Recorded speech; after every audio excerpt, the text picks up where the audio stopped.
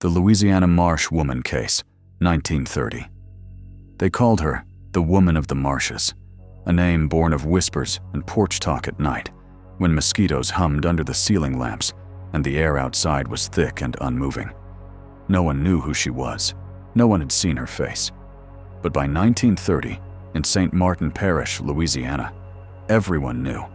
If you ever heard crying coming from the swamp, you did not go there. Because by morning, someone would be gone. The first mentions of strange occurrences appeared in the winter of 1929. The St. Martin Gazette printed a short note on December 12th. Local fishermen report seeing strange lights near the old road to Laveau Bayou. One of them, George Crew, claims he heard a woman's voice calling his name. 2 days later, Crew's boat was found adrift, oars overturned. No body recovered. At first, no one paid much attention. Louisiana's winter nights are full of tricks: methane fires, reflections of the moon on the water, sounds carried over the marsh. But a month later, another man disappeared in the same area, a farmer named John Capper. He'd gone out looking for a lost cow and never returned. The next morning, his wife followed the dogs to a small bog, where they found a deep impression in the mud, as if someone had fallen to their knees. Nearby lay a silver hairpin, old and tarnished, engraved with the initial L. By spring of 1930, the parish sheriff, Lucas Bennett, ordered a full inspection of the marshes. From his official report, despite ongoing rumors, locals continue to speak of the crying woman. Area searched within 5 miles of the old tract, found fragments of boats, several animal bones, and one unidentifiable fragment of a human leg, estimated submerged for no less than a month. Bennett didn't believe in legends, not at first, but soon even he stopped sleeping well. In March, his young deputy, Andrew Tate, made a note in his pocketbook. At dawn, during survey near the bayou, saw something by the water, a woman's figure in a white dress. Thought it was a local vagrant, but when I called out, she vanished. The spot where she stood was still rippling, like someone had just stepped away. Those notes were found decades later, the paper water-stained, edges eaten with mold. Old folks said that long before the Civil War, there'd been a house deep in that stretch of swamp, the Laveau homestead. The man of the house was known for collecting healing herbs, and his wife, Louise, served as a midwife to the nearby settlements. Then, during a flood, their youngest daughter drowned. Louise, broken by grief, walked into the marsh and never came back. After that came the stories: crying in the night, a woman's voice calling for her child. Just folklore, until people began to die. In June of 1930, when the heat made the air shimmer above the ground, 3 boys from Lafayette decided to test the legend. They were found a week later, or what was left of them. Their bodies were laid in a straight line, faces turned toward the bayou. Each bore strange marks on the neck, like burns, but with no sign of rope or struggle. The newspaper reported briefly, 3 youths from Lafayette found dead along the shores of Laveau Bayou. Authorities suspect poisoning from swamp vapors, but the locals knew better.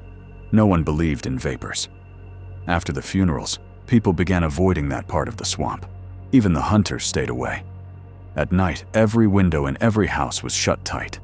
Between July and September, 5 more men went missing, all of them alone, all last seen heading into the marsh. Sheriff Bennett filed a formal request to Baton Rouge for assistance. Within days, a federal agent arrived, one Howard Langley. He stayed 6 days. On the 7th, he disappeared. His car was found at the swamp's edge, doors open, headlights still on. On the back seat lay his case file, smeared with mud and blood.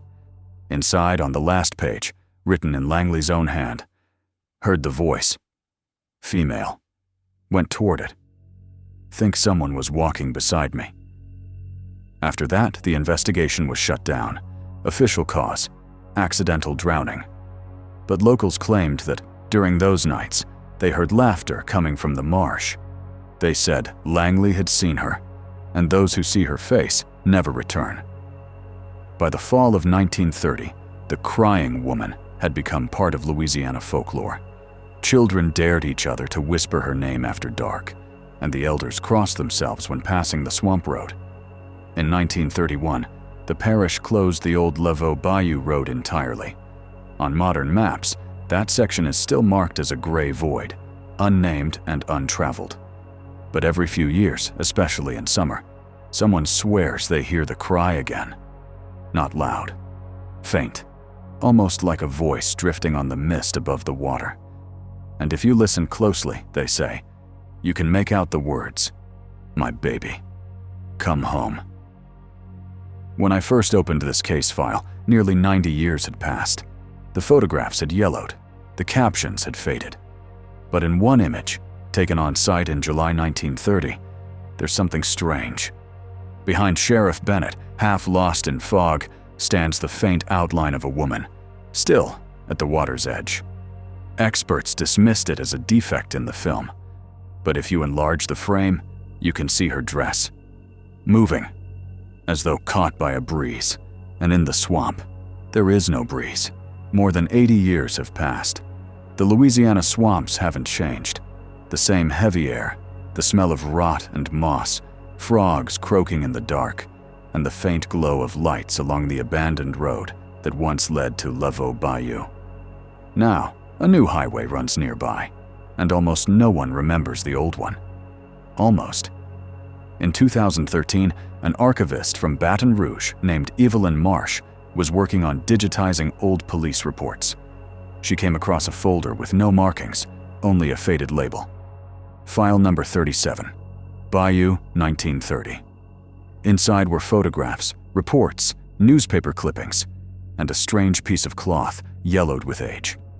Evelyn later said the fabric smelled of swamp water, damp and earthy, as if it hadn't been stored in an archive, but pulled straight from the mud. In her diary, she wrote, "A strange feeling. It's like someone in these papers is still alive. The reports mention Sheriff Bennett, but there's no signature. The last page is torn off. Looks like someone tried to destroy the file but didn't finish." A week later, she disappeared. Police found her car by the turnoff leading toward the old swamp road. The engine was off, but the radio was on. The dash cam recorded static, then a faint sound of a woman crying. The voice kept repeating, "Help me, please, help me." It wasn't Evelyn's voice. After the disappearance, the case was reopened, for the first time since 1930. Detective David Hill, who led the new investigation, discovered that all official materials concerning the Laveau Bayou incidents from 1930 to 1931 had been removed from state archives. No record of who ordered it. The only note read, "Removed by commission order." Date unspecified, Hill contacted the local history museum, which provided copies of several preserved newspapers, the only surviving records. In one issue from August 1930, he found an article never mentioned in any report. On the night of August 14th, locals reported seeing a woman standing in the middle of the road, white dress, long hair. When approached, she turned and vanished. There were 3 witnesses. All 3 died within a year, each from suffocation in their sleep. Hill went to the place where the road once passed, according to old maps. Now it was nothing but reeds and water. He brought a recorder and a flashlight. The recording from that night was later filed into evidence. His voice can be heard. Temperature about 80 degrees. High humidity. Standing at coordinates where the bridge used to be. A pause. I think I hear a voice. Female. Very faint. Another pause. She's calling someone. A child, maybe. Then, a scream. Splashing water. Silence. Hill was never seen again. A month later, his flashlight and recorder were found on the shore. The flashlight's casing had handprints. Small, thin ones, like those of a woman or a child. The tape was partly damaged by moisture, but a short fragment was restored. After Hill's final scream, just before the audio cuts off, a voice whispers, "You found me." In 2014, authorities officially closed off the bayou area to the public. The reason given, unstable ground and risk of soil collapse. But locals began to report strange lights moving over the water at night. Some claim to hear footsteps, soft, slow ones, like bare feet in the mud. In 2016, a blurry 6-second video surfaced online, filmed on an old phone. It showed the silhouette of a woman by the water, her head tilted as if listening. When the person zoomed in, the screen went black. The phone never turned on again. To date, 21 disappearances have been officially recorded in the Laveau Bayou area over the last century. No bodies have been recovered since 1930. The files are classified, marked closed. No explanation. Locals say the swamp woman doesn't seek revenge. She searches for what she lost. She appears not to wanderers or hunters, but to those who look for her. And when someone says her name aloud, she answers. Not always with words. Sometimes with presence. In 2020, a paranormal researcher named Simon Rowe released a podcast episode about the case. He claimed to have found a private letter, allegedly written by Sheriff Bennett in 1931, a year before his death. The letter has never been published, but a fragment was included in the episode. I tried to understand. I saw her. Not with my eyes, but I knew she was there. When you stand there in the silence, it feels like the swamp itself is breathing. It remembers. It keeps what it takes. And what it keeps doesn't want to be found. A week after the episode aired, Simon vanished. He was found 3 days later in a Baton Rouge hotel room, alive, but unable to speak. On his left palm was a burn mark in the shape of the letter L. Today, the area where the old road once ran lies underwater. On satellite images, there's a patch of land in the middle of the swamp, irregular in shape, as if something lies buried beneath. Archaeologists can't reach it. The soil swallows every piece of equipment like it's alive. Sometimes, on hot summer days, a light mist rises over the bayou. People say you can hear crying in the fog, and the air grows heavy, as though the swamp itself remembers what it hides. Old residents insist the spirit isn't evil, just searching. But anyone who hears her voice, sooner or later, follows it. The File 37 archive is now officially sealed. No name, no date, only faded words on the cover. Bayou, Louisiana.